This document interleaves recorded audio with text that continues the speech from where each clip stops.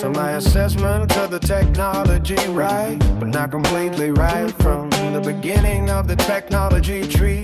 Yes, your assessment of the technology itself was strong. You correctly identified several things. An early ironclad was unusually good at surviving fire that would devastate wooden ships, drawing enemy attention, protecting weaker vessels, and changing how the enemy had to maneuver. Where it differed from the very beginning of the technology tree is mainly doctrine.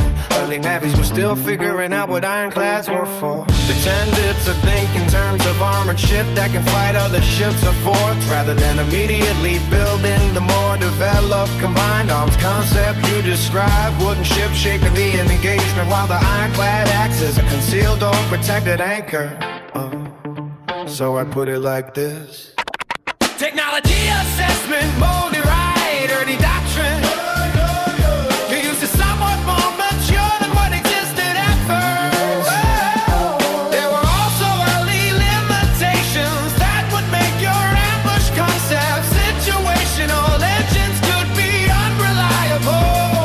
So ironclads were slow, visibility was poor, coastal river depth mattered, and armor did not make the whole vessel invulnerable.